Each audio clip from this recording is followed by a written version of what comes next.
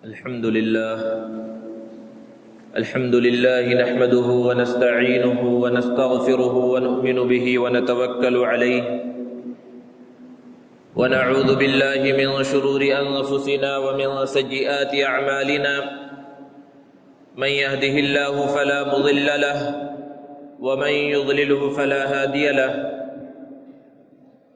ونشهد أن لا إله إلا الله وحده لا شريك له ونشهد أن سيدنا ومولانا محمدا عبده ورسوله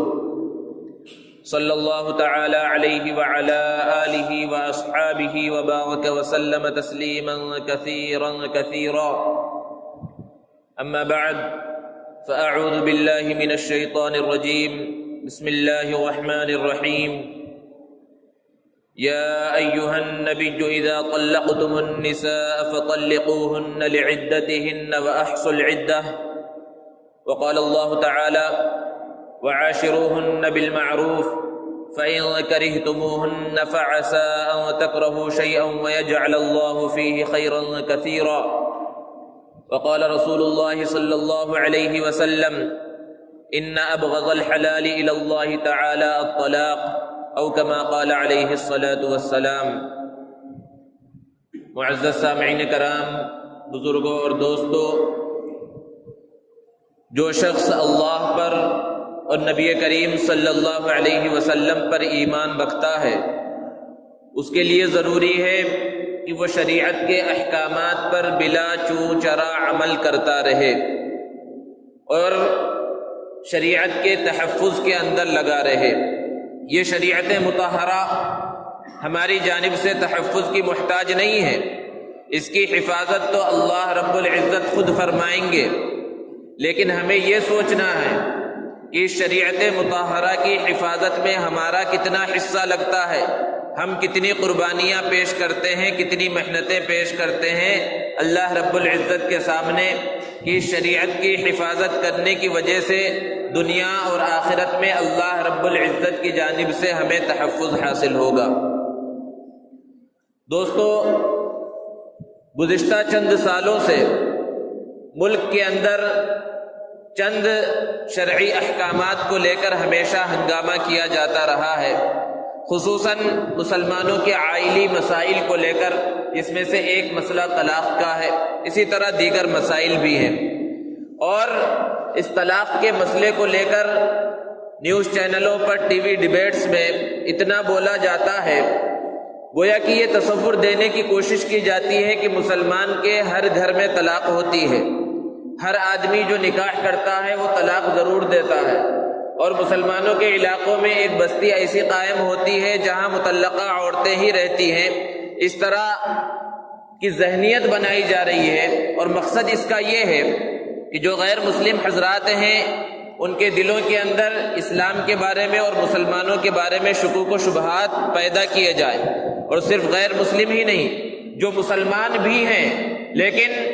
دین سے اور شریعت سے زیادہ قریب نہیں ہیں اور شریعت مطہرہ کی باریکیوں کو نہیں جانتے، وہ خود ان چیزوں کی وجہ سے شکوک اور شبہات کے اندر مبتلا ہو رہے ہیں، اور ان کے ذہنوں میں بھی یہ بات بیٹھ رہی ہے کہ اسلام نے عورتوں کے ساتھ اچھا سلوک نہیں کیا ہے، مسلمان عورتوں کے ساتھ اچھا سلوک نہیں کرتے، اور عورتوں کے جو حقوق ہیں وہ حقوق اسلام نے نہیں دیے ہیں۔ یہ ایک سوچی سمجھی سازش کے تحت مسلسل کیا جا رہا ہے، اور اسلام کا ایک اہم مسئلہ ہے طلاق، اور اس کے بارے میں ایسے لوگوں کو بلایا جاتا ہے بات چیت کرنے کے واسطے جو اسلامی احکامات کو جانتے نہیں، شریعت کو جانتے نہیں، قرآن اور حدیث پر ان کی نظر نہیں ہے، لیکن ان سے ان سب چیزوں کے بارے میں بحث کی جا رہی ہے، اور بہت سی وہ خواتین ہیں جن کے نام اگرچہ مسلمانوں کے ہیں لیکن ان کے کام مسلمانوں والے نہیں ہیں، ان سے ان مسائل کے بارے میں رائے لی جاتی ہے اور وہ وہاں بیٹھ کر فتوے دیتی ہیں۔ تو ان سب مسائل کے اندر، ان سب حالات کے اندر ہماری ذمہ داری اور زیادہ بڑھ جاتی ہے، ہر مسلمان کی ذمہ داری کہ وہ شریعت مطہرہ کی دفاع کے اندر آئے۔ شریعت مطہرہ پر اگر کیچڑ اچھالا جا رہا ہے، انگلی اٹھائی جا رہی ہے، تو یہ صرف مدارس کی، علماء کی اور ائمہ کی، حفاظ کی ذمہ داری نہیں ہے، ہر مسلمان کی اپنے دائرے میں رہتے ہوئے جہاں تک اس سے ہو سکتا ہے اس کی یہ ذمہ داری ہے کہ وہ شریعت مطہرہ کا دفاع کرے۔ دوستو، 2017 کے آخر میں پارلیمنٹ کے اندر ایک بل آنن فانن پیش کیا گیا اور اس پر کوئی بحث و مباحثہ نہیں ہوا، اور اسی دن طلاق ثلاثہ کے بارے میں جو بل تھا اس بل کو پاس بھی کروا لیا گیا، اور حکومت چاہتی تھی کہ اس کو قانون کی شکل دے دی جائے، اور قانون کی شکل دینے کے واسطے راجیہ سبھا میں اس کو پاس کرانا ضروری تھا، لیکن چونکہ ان کی اکثریت نہیں تھی، ہزار کوششوں کے باوجود وہ بل راجیہ سبھا سے پاس نہ ہو سکا، اور اس وقت سے دسمبر 2017 سے یہ بل ایک ٹھنڈے بستے کے اندر چلا گیا تھا۔ لیکن جیسا کہ آپ حضرات جانتے ہیں کہ الیکشن پھر قریب آ رہا ہے، اور ہمیشہ سے حکومتوں کا اور خاص طور پر فرقہ پرست طاقتوں کا یہ طریقہ رہا ہے کہ وہ اصل جو بنیادی مسائل ملک کے ہیں ان مسائل کو لے کر الیکشن کو جیت نہیں سکتے، تو پھر ایسے مسائل فرقہ پرستی کو بڑھاوا دینا اور مسلمانوں کے ان آئلی مسائل کے بارے میں انگلی اٹھانا اب پھر اسی سوچے کو چھوڑا گیا ہے، اور آنن فانن وہ بل پارلیمنٹ سے راجیہ سبھا سے پاس نہیں ہو سکا تھا، لیکن اس کو آرڈیننس کی شکل دے کر قانون بنا دیا گیا ہے، اور جس کی روح سے اب اگر کوئی مسلمان 3 طلاق دیتا ہے تو گویا کہ وہ 1 طلاق بھی نہیں پڑتی، اور پھر اس کے طلاق دینے کی وجہ سے اس جرم کے اندر اسے گرفتار کیا جائے گا، اور پھر 3 سال اس کو سزا دی جائے گی، جس کی تفصیل کو ابھی آگے انشاءاللہ بیان کیا جائے گا۔ دوستو، اللہ کے رسول صلی اللہ علیہ وسلم کے اس دنیا میں تشریف لانے سے پہلے کا جو زمانہ ہے زمانے جاہلیت، اس زمانے کے اندر عورتوں کی کوئی عزت کوئی وقعت نہیں تھی۔ ایک مرد جتنی عورتوں سے چاہتا شادی کر لیتا تھا، اور جب چاہتا طلاق دیتا، اور جب چاہتا پھر رجوع کر لیتا، کئی طلاقیں دے دیتا تھا، 20 طلاق اپنی بیوی کو دیتا، اور پھر اس کے بعد پھر چند دنوں کے بعد پھر رجوع کر لیتا۔ تو یہ ظلم چل رہا تھا، اور بہت سارے مظالم تھے جو عورتوں کے اوپر ہو رہے تھے۔ لیکن اللہ کے رسول صلی اللہ علیہ وسلم جب اس دنیا کے اندر تشریف لائے، اسلام آیا، قرآن آیا، تو اس دنیا کو امن و امان کا پیغام ملا۔ اللہ کے رسول صلی اللہ علیہ وسلم نے عورتوں کو جو حقوق دیے، دنیا کے کسی قوم نے، دنیا کے کسی مذہب اور تہذیب نے عورتوں کو وہ حقوق نہیں دیے۔ اللہ کے رسول صلی اللہ علیہ وسلم نے عورتوں کی جو حیثیتیں ہو سکتی ہر حیثیت کے اعتبار سے ان کے حقوق کو بیان کیا، ان کی اہمیت اور فضیلت کو بیان فرمایا، ماں کے مقام و مرتبے کے بارے میں بیان فرمایا۔ الجنت تحت اقدام الامہات، کہ ماں کے قدموں کے نیچے جنت ہے، اس سے بڑا مقام اور کیا ہو سکتا ہے۔ بیوی کے بارے میں ارشاد فرمایا، خیرکم خیرکم لأہلی، تم میں سب سے بہتر وہ ہے جو اپنی بیوی کے واسطے، اپنے گھر والوں کے واسطے بہتر ہو۔ دنیا کے اندر چاہے جتنی اس کی تعریف کی جاتی ہو، اگر گھر میں وہ اچھا نہیں رہتا تو وہ اچھا آدمی نہیں ہے۔ اور اللہ کے رسول صلی اللہ علیہ وسلم نے فرمایا، میں تم میں سب سے بہتر ہوں اپنے گھر والوں کے واسطے۔ بیٹی کے مقام و مرتبے کو بیان فرمایا، بہنوں کا کیا مقام و مرتبہ، کیا حقوق ہے، ان کو بیان فرمایا۔ ہر اعتبار سے اللہ کے رسول صلی اللہ علیہ وسلم نے خواتین کو حقوق دیے، اور جو زمانے جاہلیت کے اندر بے عزتی کی اور ذلت کی زندگی عورتیں گزار رہی تھی، اللہ کے رسول صلی اللہ علیہ وسلم نے انہیں عزت عطا فرمائی۔ اللہ رب العزت نے قرآن مجید کے اندر نکاح کا حکم دیا،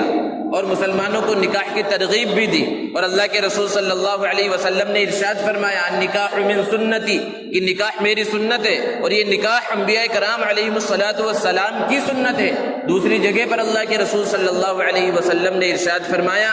کہ من رغب عن سنتی فلیس منی، کہ جو میری سنت کو چھوڑ دے، میری سنت سے اعراض کرے، اس کا مجھ سے تعلق نہیں ہے۔ ان سب فرامین کا مقصد نکاح کی اہمیت کو بتلانا مقصود تھا۔ اور پھر اللہ کے رسول صلی اللہ علیہ وسلم نے عورتوں کے حقوق، عورتوں کے مقام و مرتبے کو بیان کرتے ہوئے ارشاد فرمایا، استوصوا بالنساء خیرا، کہ میری جانب سے ایک وصیت قبول کر لو، اور وہ وصیت کیا ہے کہ تم خواتین کے ساتھ اچھا سلوک کرو، ان کے ساتھ حسن سلوک کے ساتھ پیش آؤ، کیونکہ وہ پسلی سے پیدا کی گئی ہیں، اور پسلیوں میں سب سے ٹیڑھی پسلی اوپر کی پسلی ہوتی ہے۔ اگر اس پسلی کو کوئی سیدھا کرنے کی کوشش کرے تو وہ سیدھی تو نہیں ہوگی، ہاں ٹوٹ جائے گی۔ تو اسی طرح خواتین کے ساتھ تم اچھا سلوک کرو، وہ جس طرح رہ رہی ہے ان کے ساتھ اسی طرح زندگی گزارو۔ قرآن مجید میں اللہ رب العزت نے بیان فرمایا عاشروہن بالمعروف، عورتوں کے ساتھ اچھا سلوک کرو۔ ہو سکتا ہے کہ تمہاری بیویوں کی جانب سے، خواتین کی جانب سے کچھ ایسے کام ہو جائیں جو تمہارے مزاج کے، تمہاری فکر کے، تمہاری سوچ کے، تمہاری ذہنیت کے خلاف ہو، لیکن یہاں پر یہ دیکھو کہ اگر یہ کام ہماری مرضی کے خلاف ہوا ہے تو کتنے ایسے کام ہیں جو وہ ہماری رضامندی والی کرتی ہیں، جس سے ہم خوش ہوتے ہیں، ان کاموں کی طرف نگاہ کرو۔ اور اللہ رب العزت نے بیان فرمایا عسیٰ ان تکرہوا شیئا، ممکن ہے تم کوئی چیز اپنی بیویوں سے ناپسند کرو لیکن اللہ نے اسی کے اندر بھلائی رکھ دی ہو، اسی کے اندر خیر رکھ دیا ہو۔ یہ سارے قرآن مجید کو آپ اٹھا کر دیکھیں تو جگہ جگہ پر اللہ رب العزت نے خواتین کے ساتھ حسن سلوک کو بیان فرمایا، اور احادیث مبارکہ میں اللہ کے رسول صلی اللہ علیہ وسلم نے بھی اس کو بیان فرمایا۔ تو نکاح ایک پائیدار معاہدہ ہے کہ جب ایک آدمی کا اور ایک عورت کا نکاح ہو گیا تو شریعت کی نظر میں یہ ایک پائیدار معاہدہ ہے۔ شریعت اب یہ چاہتی ہے، اسلام یہ چاہتا ہے کہ یہ نکاح اب ہمیشہ باقی رہے، ان کی موت تک باقی رہے، یوں ہی چھوٹی موٹی بات کے اوپر اس رشتے کو ختم نہ کر دیا جائے، اس کو پائیدار بنایا جائے۔ آپ قرآن مجید کو اٹھا کر دیکھیں، مطالعہ کریں تو پتہ چلے گا کہ اللہ نے عبادات کو قرآن مجید میں بیان فرمایا، نماز کا حکم دیا، روزے کا حکم دیا، زکوٰۃ اور حج کا حکم دیا، لیکن نماز کو چھوڑ کر باقی دیگر جو احکامات ہیں ان کی بہت زیادہ تفصیل کو بیان نہیں فرمایا، نماز کی بھی بہت زیادہ تفصیل کو بیان نہیں فرمایا۔ ہاں نماز کی اہمیت، نماز پر کامیابی ہے، ان سب چیزوں کو بیان فرمایا، ان سب کی تفصیلات اللہ کے رسول صلی اللہ علیہ وسلم نے بیان فرمائی ہیں، لیکن جب مسئلہ آتا ہے نکاح اور طلاق کا تو اللہ رب العزت نے قرآن مجید کے اندر بہت تفصیل کے ساتھ ان مسائل کو بیان فرمایا، یہاں تک کہ پوری ایک سورت طلاق کے نام پر نازل فرمائی۔ اور مقصد کیا ہے؟ تاکہ ایک انسان اچھی طرح سے اس بات کو سمجھے، جبکہ ہمارا نظریہ کیا بن گیا ہے، ہم سمجھتے ہیں دین کیا ہے، نماز روزے کو دین سمجھتے ہیں، زکوٰۃ حج کو دین سمجھا جاتا ہے، باقی شادی بیاہ اور تجارت اور ملازمت اور دیگر چیزوں کو ہم دین سمجھتے ہی نہیں، حالانکہ عبادات دین کا اور ہماری زندگی کا صرف ایک حصہ ہے۔ ان سب چیزوں کے اندر ہمیں یہ دیکھنا پڑے گا، یہ غور کرنا پڑے گا کہ قرآن کیا کہتا ہے، اللہ کا فرمان کیا ہے، نبی صلی اللہ علیہ وسلم کا طریقہ کیا ہے۔ تو قرآن مجید کے اندر اللہ رب العزت نے نکاح کے بارے میں بیان فرمایا، طلاق کے مسائل کو تفصیل کے ساتھ بیان فرمایا۔ جب میاں بیوی ساتھ میں رہتے ہیں تو یہ بہت معمولی سی بات ہے کہ ان کے درمیان لڑائی جھگڑا ہو جائے، جب برتن ایک ساتھ رہتے ہیں تو کھٹ پٹ کی آواز آ ہی جاتی ہے۔ میاں بیوی کے درمیان، شوہر اور بیوی کے درمیان لڑائی کا ہو جانا کوئی انہونی بات نہیں ہے، معمولی باتوں پر جھڑپ کا ہو جانا کوئی انہونی بات نہیں ہے، کہیں پر بھی ہو سکتا ہے۔ اللہ کے رسول صلی اللہ علیہ وسلم اور صحابہ کرام رضوان اللہ تعالی علیہم اجمعین کی زندگی ہمارے سامنے ہے، اسوہ ہے، نمونہ ہے، ساری چیزوں کو بیان فرمایا ہے اللہ کے رسول صلی اللہ علیہ وسلم نے۔ نکاح اتنا پائیدار معاہدہ ہے کہ قرآن یہ چاہتا ہے، اللہ رب العزت یہ چاہتے ہیں کہ جب اگر اختلاف پیدا بھی ہو رہا ہے تو یہ نہیں کہ بس اب اس رشتے کو ختم کر دیا جائے اور طلاق اور خلع تک بات پہنچ جائے، بلکہ قرآن نے بیان فرمایا، اس کے مرحلے وار ترتیب کو بیان فرمایا ہے کہ کس انداز میں اگر گھر کے اندر میاں بیوی میں، شوہر بیوی میں لڑائی ہو گئی، اختلاف ہو گیا تو کس طرح اس مسئلے کو حل کیا جائے۔ اللہ نے ارشاد فرمایا واللاتی تخافون نشوزہن، اگر تمہیں ڈر ہو اپنی بیویوں کی طرف سے نافرمانی کا، ان کی طرف سے نافرمانی ہو رہی ہے، تمہاری مرضی کے خلاف کچھ کام ہو رہا ہے، تو اللہ نے پہلا حکم جو دیا فعظوہن، آپس میں نصیحت سے ایک دوسرے کو سمجھا کر مسئلے کو حل کر دو۔ گھر کے اندر جو دوسرے افراد رہتے ان تک بھی یہ مسئلہ جانے نہ پائے، آپ کے والدین رہتے، ساس اور سسر رہتے، ان تک بھی یہ مسئلہ نہ جانے پائے۔ اگر میاں بیوی میں اختلاف ہو رہا ہے، قرآن اس کو بیان کر رہا ہے کہ شوہر بیوی مل کر اس مسئلے کو حل کر لے، لیکن کبھی کبھی مسئلہ تھوڑا بڑا ہوتا ہے، صرف نصیحتوں سے کام نہیں چلتا، فہمائش سے اور سمجھانے سے کام نہیں چلتا، تو اگلا حکم اللہ نے دیا کہ اگر یہ کام نہ کرے، وعظ و نصیحت سے مسئلہ حل نہ ہو، وَاهْجُرُوهُنَّ فِي الْمَضَاجِعِ، اور یہ اس وقت کے لیے کہ اگر حقیقت میں عورت کی غلطی تھی تو اللہ نے حکم دیا کہ ان کے بستر کو الگ کر لو، ازدواجی تعلق کو کچھ وقت کے لیے ختم کر دو تو اس سے مسئلہ حل ہو جائے گا، اور بیوی کی اگر غلطی تھی تو وہ اپنی غلطی کو مان کر پھر وہ فرما برداری میں لگ جائے گی۔ اور پھر اس کے بعد اگر یہاں بھی مسئلہ حل نہ ہو تو پھر اگلا حکم دیا گیا ہے کہ تھوڑی سی سرزنش کرو۔ یہاں تک مسئلے کو اللہ رب العزت نے بیان فرمایا کہ دوسروں تک پہنچنے ہی نہ پائے، میاں بیوی آپس میں اس مسئلے کو حل کر لے۔ لیکن کبھی ایسا ہوتا ہے کہ مسئلہ بہت زیادہ بڑھ جاتا ہے اور ان سب چیزوں سے بھی مسئلہ حل نہیں ہوتا، تب بھی طلاق کا حکم نہیں آیا کہ شوہر بیوی الگ ہو جائیں اور طلاق کی بات کرنے لگے۔ یہاں پر اللہ رب العزت نے بیان فرمایا وَإِنْ خِفْتُمْ شِقَاقَ بَيْنِهِمَا فَابْعَثُوا حَكَمًا مِّنْ أَهْلِهِ وَحَكَمًا مِّنْ أَهْلِهَا۔ یہ مسئلہ اب بہت زیادہ بڑھ گیا ہے، نصیحت سے کام نہیں چل رہا اور دوسری چیزوں سے اب کام نہیں چل رہا ہے، تو پھر میاں بیوی کے گھر والے آپس میں بیٹھے، شوہر کے گھر والے اور بیوی کے گھر والے، اور جو بڑے لوگ ہیں، جو اصحاب رائے ہیں، جو سمجھدار ہیں، وہ آپس میں اس مسئلے کو حل کرنے کی کوشش کریں۔ حکم بنا دیا جائے، ایک حکم شوہر کے گھر والوں کی طرف سے، ایک حکم بیوی کے گھر والوں کی طرف سے، وہ والدین بھی ہو سکتے، کوئی سرپرست بھی ہو سکتے، کوئی بڑے ذمہ دار بھی ہو سکتے۔ اللہ نے بیان فرمایا ان یریدا اصلاحا یوفق اللہ بینہما، کہ سب سے بنیادی چیز نیت کا صحیح ہونا ضروری ہے، کہ یہ حکم اگر دونوں کے درمیان صلح کا پکا ارادہ کر لیں گے اور رشتے کو ختم نہیں کرنا چاہیں گے تو اللہ رب العزت ضرور ایسے راستے پیدا فرما دے گا کہ ان کے درمیان صلح ہو جائے۔ ان یریدا اصلاحا یوفق اللہ بینہما۔ تو شریعت کا ہم مطالعہ کریں، قرآن کو ہم پڑھیں کہ کس طرح وہ طلاق سے بچنے کا حکم دیتا ہے، کیونکہ نبی کریم صلی اللہ علیہ وسلم نے ارشاد فرمایا ان ابغض الحلال الی اللہ تعالی الطلاق، کہ جن چیزوں کی شریعت میں اجازت دی گئی اس میں سے ایک طلاق ہے، لیکن سب سے ناپسندیدہ چیز ہے اللہ رب العزت کے نزدیک یہ طلاق۔ تو یہاں تک مسئلے کو حل کرنے کے بارے میں کہا گیا، لیکن اب حکم کے ذریعے اور میاں بیوی کے رشتہ داروں کے درمیان جو ذمہ دار تھے ان سے بھی اب مسئلہ حل نہ ہو سکا، اور اب لوگ یہ سمجھتے ہیں کہ ان دونوں کی زندگی کے لیے بہتر یہی ہے کہ یہ آپس میں علیحدہ ہو جائیں، شوہر الگ ہو جائے، بیوی الگ ہو جائے اور اپنی الگ زندگی گزاریں، تب مسئلہ آتا ہے طلاق کا۔ اب یہاں پر طلاق کی بات آئی ہے، ابتدا میں کہیں پر بھی طلاق کی بات نہیں آئی، جبکہ عام طور پر ذہنوں کے اندر بیٹھا ہوا ہے کہ مرد کو اختیار ملا ہوا ہے، تھوڑی بہت بات ہوئی یا نشے کے اندر ہے یا فلاں لڑائی جھگڑا ہوا، غصے کے اندر آ گیا اور وہ طلاق بول دیا، اور پھر بعد میں پوری زندگی پچھتاوے کے اندر گزر جاتی ہے۔ جس طرح ہم نماز پڑھنے آتے ہیں، ہم نے نماز کے مسائل کو معلوم کیا، روزے کے مسائل معلوم کرتے ہیں، زکوٰۃ کے مسائل معلوم کر کے زکوٰۃ ادا کرتے ہیں، حج کرنے کے لیے جاتے ہیں تو ہم ٹریننگ لیتے ہیں، اس کے حج کیمپ کے اندر شریک ہوتے ہیں اور سیکھتے ہیں۔ اسی طرح نکاح بھی ایک عبادت ہے، اس عبادت سے پہلے نکاح کے اور طلاق کے مسائل کو اچھی طرح سے سیکھنا، معلوم کرنا ہر مسلمان کی ذمہ داری ہے۔ اب اگر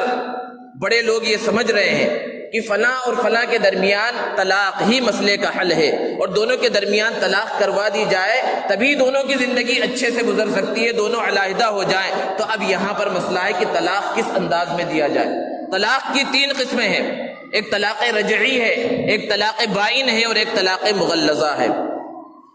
سنت طریقے سے طلاق دی جائے جس کو طلاق سنت کہا جاتا ہے۔ طلاق سنت کا یہ مطلب نہیں ہے کہ اس طرح طلاق دینا سنت ہے۔ اللہ کے رسول صلی اللہ علیہ وسلم نے 11 نکاح کیے اور آپ نے کسی کو طلاق نہیں دیا تو طلاق سنت نہیں ہے۔ مطلب یہ ہے کہ یہ طلاق کا سنت طریقہ ہے، وہ طریقہ ہے جو طریقہ اللہ کے رسول صلی اللہ علیہ وسلم نے بیان فرمایا، جس کو قرآن کے اندر بیان کیا گیا ہے، اور اس میں سب سے پہلا طلاق احسن، کہ اگر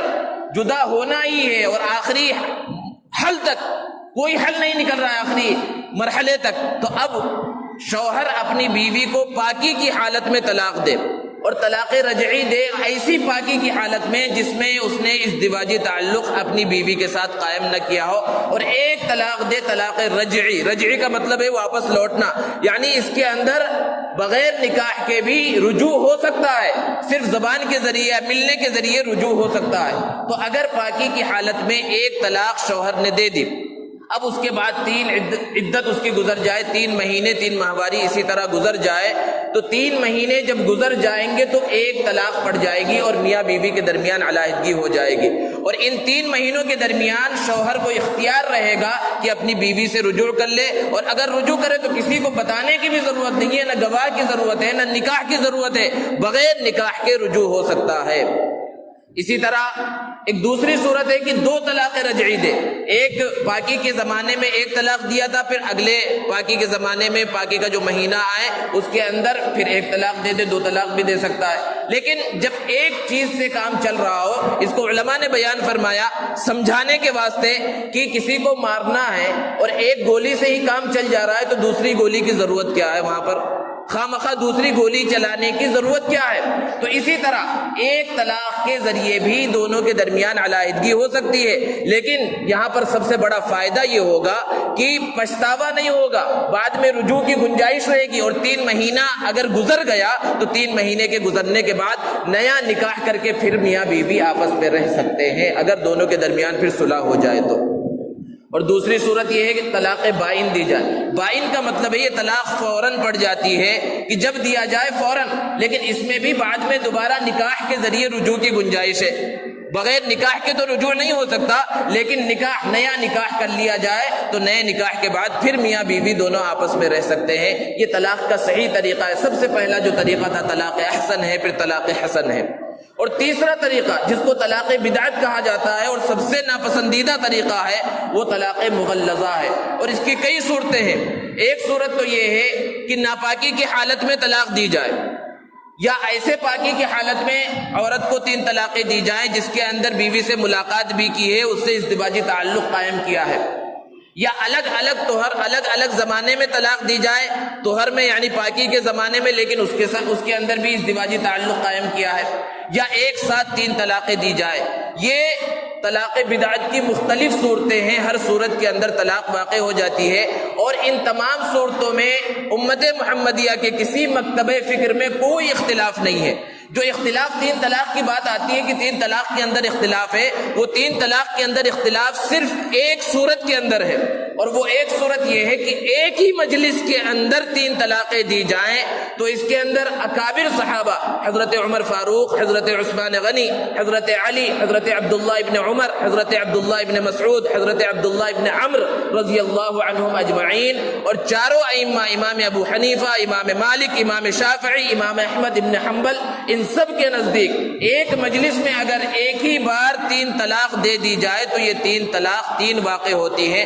جبکہ بعض دوسرے فقہا اور ہمارے زمانے کے اہل حدیث حضرات کے نزدیک اگر ایک مجلس کے اندر 3 طلاق دی جائے تو 1 طلاق واقع ہوتی ہے۔ صرف ایک شق کے اندر اختلاف ہے، جبکہ ہوا یہ کھڑا کیا جا رہا ہے اور لوگوں کے ذہنوں میں یہ بٹھا دیا گیا کہ 3 طلاق میں بس اختلاف ہے۔ 3 طلاق میں ہر جگہ پر اختلاف نہیں ہے، اگر الگ الگ انداز میں الگ الگ مجلسوں کے اندر 3 طلاق دی گئی ہے تو جمہور علماء کے نزدیک اور اہل حدیث حضرات کے نزدیک بھی 3 طلاق ہی پڑتی ہے۔ ان سب مسائل کو بہت اچھی طرح سے سمجھنے کی ضرورت ہے۔ بعض لوگ یہ سمجھتے ہیں کہ قرآن مجید کے اندر، اور بڑے کھلم کھلا انداز میں وہ کہتے ہیں کہ قرآن مجید میں کہیں بھی 3 طلاق کا ذکر نہیں کیا گیا ہے، حالانکہ صراحت کے ساتھ قرآن مجید کے اندر 3 طلاق کا ذکر ہے۔ اللہ رب العزت نے بیان فرمایا الطلاق مرتان، کہ وہ طلاقیں جس کے اندر رجعت ہو سکتی ہے، رجوع کیا جا سکتا ہے، وہ 2 ہیں۔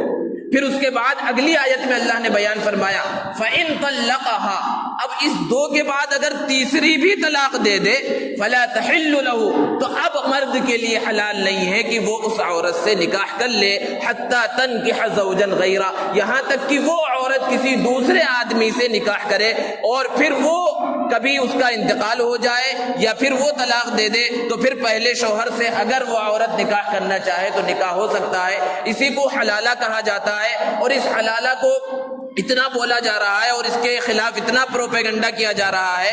اور اس کو لے کر علماء کو بدنام کیا جاتا ہے کہ جگہ جگہ پر حلالہ سینٹر قائم ہے۔ آپ بھی دنیا کے اندر ہی رہتے ہیں، جگہ جگہ پر آنا جانا ہوتا ہے، کیا آپ نے کبھی یہ منظر دیکھا، کہیں پر حلالہ سینٹر دیکھا؟ ہاں، یہ ضرور ٹی وی چینلوں کے اوپر آپ کو نظر آئے گا، وہاں بیٹھے ہوئے جو لوگ ہیں جو اسلام کو اور علماء کو اور مسلمانوں کو بدنام کرنا چاہتے ہیں، ان کی زبانوں سے ضرور آپ نے سنا ہوگا۔ اور اکا دکا واقعات کروڑوں لوگوں کے اندر اگر ہو رہے ہیں اور ایسے لوگ کر رہے ہیں جو بظاہر علماء کے حلیے والے، ان کا کوئی اعتبار نہیں ہے۔ ہر جگہ پر غلط لوگ ہوتے ہیں، اس کو اسلام سے جوڑ کر اور کسی مسلک اور مذہب سے جوڑ کر نہیں دیکھا جا سکتا۔ تو حلالہ کی شکل اصل میں ہے کیا؟ حلالہ کوئی ایسی چیز نہیں ہے کہ آنن فانن کسی نے 3 طلاق دی تھی اور پھر کسی سے نکاح کیا گیا اور 1-2 دن کے اندر مسئلہ حل ہو جائے. یہ اتنا آسان مسئلہ نہیں ہے. اس کو سمجھنے کی ضرورت ہے کہ اگر 3 طلاقیں پڑ گئی ہے اور پھر یہ شوہر دوسری اسی بیوی سے نکاح کرنا چاہتا ہے تو حقیقت میں اب کوئی شکل بنتی ہی نہیں ہے. اور جو شکل بنے گی اس کے لیے کم سے کم 6, 7, 8 مہینے لگیں گے, کیونکہ طلاق کے بعد 3 مہینے تو اس کی عدت گزرنی ہے. اس عورت کی عدت گزرے گی, اس کے درمیان کسی سے نکاح نہیں ہو سکتا. 3 مہینے گزرنے کے بعد دوسرا نکاح ہوگا, اور اگر اس نکاح کے اندر پہلے سے یہ شرط لگائی جا رہی ہے کہ نکاح ہوگا اور پھر اس کے بعد اتنے دن کے بعد 1 دن کے بعد طلاق دے دیا جائے, تو وہ نکاح ہی نہیں ہو رہا ہے, وہ زنا ہو رہا ہے. کیونکہ نکاح اس طرح طے کر کے نکاح ہوتا ہی نہیں ہے, وہ تو زنا ہے, کانٹریکٹ کی شادی کہا جاتا ہے اسے, اس کا اسلام سے کوئی تعلق ہی نہیں ہے. ہاں, دوسرے میاں بیوی کا آپس میں نکاح ہوا اور پھر اس شوہر کا کبھی انتقال ہوا یا اپنی خوشی سے اس نے کبھی طلاق دے دی بغیر کسی دباؤ کے اور بغیر پہلے سے شرط طے کیے ہوئے, تو جب اس نے طلاق دی تب پھر 3 مہینے اس عورت کی عدت گزرنا ہے. اور اگر شوہر کا انتقال ہوا ہے تو 4 مہینے 10 دن گزرنا ہے. ادھر کے 3 مہینے ملائیے اور پھر یہ نکاح جتنے دن باقی رہا وہ ایام کو ملا لیجئے, پھر اس کے بعد عدت کے 3 مہینے یا 4 مہینے 10 دن ملا لیجئے, تو کم سے کم 6-7 مہینے اور زیادہ سے زیادہ سالوں ہو سکتے. اس کے بعد پھر یہ نکاح ہو سکتا ہے. اسی کو حلالہ کہا جاتا ہے, جس کو قرآن مجید کے اندر بیان کیا گیا کہ تیسرے طلاق کے بعد اس صورت کے اندر دوبارہ نکاح ہو سکتا ہے. لیکن اس مسئلے کو اتنا اچھالا جاتا ہے کہ گویا کہ ہر محلے اور گلی کے اندر حلالہ سینٹر قائم ہے اور اس طرح لوگ ان غلطیوں کے اندر مبتلا ہیں. ان سب چیزوں کو مسلمانوں کو اچھے سے سمجھنے کی ضرورت ہے کہ اسلام کو بدنام کرنے کے واسطے, اسلامی احکامات پر, شریعت کے احکامات پر کیچڑ اچھالنے کے واسطے اور ہمارے نوجوانوں کے ذہنوں کے اندر شکوک و شبہات مبتلا کرنے کے واسطے یہ شوشے چھوڑے جاتے ہیں. اس لیے ہر مسلمان کی ذمہ داری ہے کہ ان مسائل کو اچھی طرح سے سمجھے. اب آئیے, جو موجودہ مسئلہ چل رہا ہے کہ چند دنوں پہلے جو اس حکومت نے ایک آرڈیننس پاس کیا ہے, اس کے اندر یہ ہوگا, اس کی یہ مقصد یہ ہے کہ ہمارے نوجوانوں کو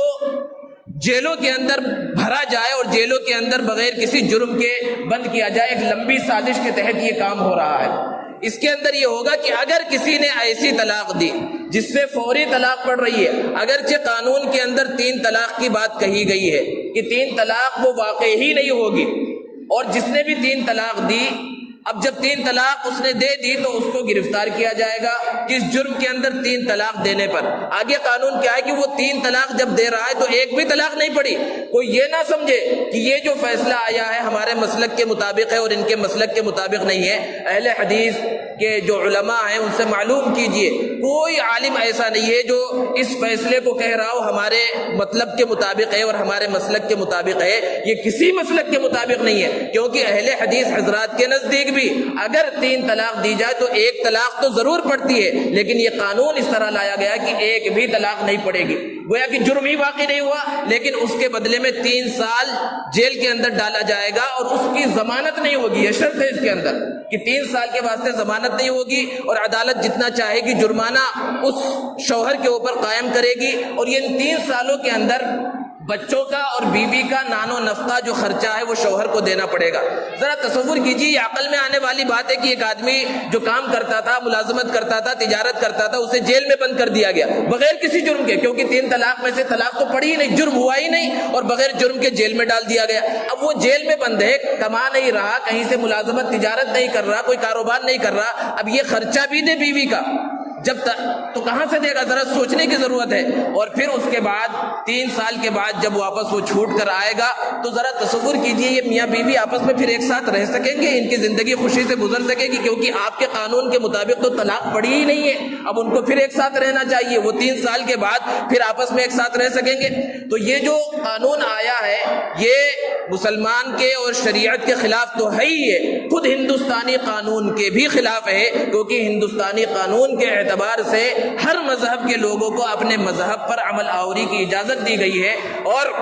2017 کے آخر میں سپریم کورٹ کا جو فیصلہ آیا تھا کہ انسٹنٹ طلاق یعنی فوری طلاق واقع نہیں ہوگی، اور سپریم کورٹ نے حکومت سے کہا تھا کہ آپ ایک قانون بنائیے، بل لے کر آئیے۔ بل کی بات کی گئی تھی، اور بل کا مطلب کیا ہوتا ہے کہ اسے پارلیمنٹ سے پاس کیا جائے۔ یہاں کوئی بل نہیں لایا گیا ہے، ایک آرڈیننس حکومت اور صرف 2019 کے الیکشن کو سامنے رکھ کر یہ آنن فانن یہ آرڈیننس لایا گیا اور اس کو یہاں پر نافذ کر دیا گیا ہے۔ اب اگر دو مسلمانوں کی کسی محلے کے اندر آپس میں دشمنی ہو اور ایک جا کر پولیس اسٹیشن میں صرف شکایت درج کرا دے کہ فلاں نے اپنی بیوی کو طلاق دی، حالانکہ حقیقت میں اس نے طلاق نہ دی ہو، تو یہ قانون اتنا خطرناک ہے کہ بغیر کسی تفتیش کے، بغیر کسی اس کے پہلی فرصت میں اس کو گرفتار کر لیا جائے گا، بعد میں چاہے اسے چھوڑ دیا جائے، لیکن ذرا تصور کیجئے کہ اس کی بے عزتی نہیں ہوئی اس کے اندر۔ یہ بہت بڑی سازش ہے، اس لیے مسلمانوں کو سمجھنے کی ضرورت ہے، اور سب سے بنیادی چیز یہ ہے کہ مسلمان اگر 3 طلاق دے ہی نہ تو یہ قانون خود بخود جو ہے ٹھنڈے بستے میں چلا جائے گا، اس پر عمل آوری ہو ہی نہیں سکتی ہے۔ مسلمان اس چیز سے اصل میں غافل ہیں، وہ یہ سمجھتے ہیں کہ نکاح کو ختم کرنے کے واسطے 3 طلاق کا ہونا ضروری ہے، حالانکہ یہاں پر تو 1 طلاق سے بھی کام چل سکتا ہے اس صورت میں جبکہ ایسا مسئلہ آ جائے کہ میاں بیوی کے درمیان جدائیگی بالکل ضروری ہو جائے، جس کی تفصیل ابھی پوری آ چکی ہے۔ اس لیے اب ہمارے مسلمانوں کی اور جو بڑے حضرات ہیں ہر محلے کے، ان کی یہ ذمہ داری ہے کہ جگہ جگہ پر محلے کے اندر کونسلنگ سینٹر مسلمانوں کے واسطے، نوجوانوں کے واسطے قائم کیے جائے جگہ جگہ پر، اور خصوصاً ایسے علاقوں میں جہاں مسلمانوں کی گھنی آبادی ہے۔ ہر ایک کو تجربہ ہوگا کہ نئی نئی شادیاں ہو رہی ہے، 1 ہفتہ 2 ہفتہ ہوتا ہے اور میاں بیوی کے درمیان بہت سی باتوں پر لڑائیاں شروع ہو جاتی ہیں اور بات طلاق تک پہنچ جاتی ہے، بعض مرتبہ جہیز کے مسئلے کو لے کر، بعض مرتبہ کسی دوسرے مسئلے کو لے کر۔ تو جو بڑے حضرات ہیں جو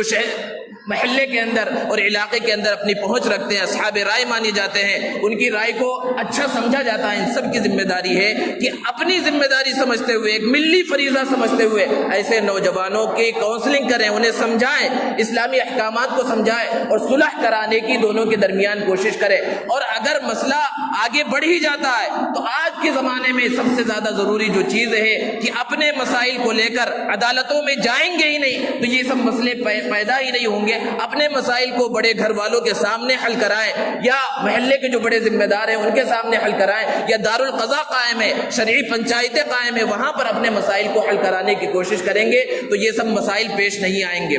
دوستو، طلاق کے اندر ایک بات بہت زیادہ کہی جاتی ہے، بعض مسلمانوں کی زبان سے بھی سنا جاتا ہے کہ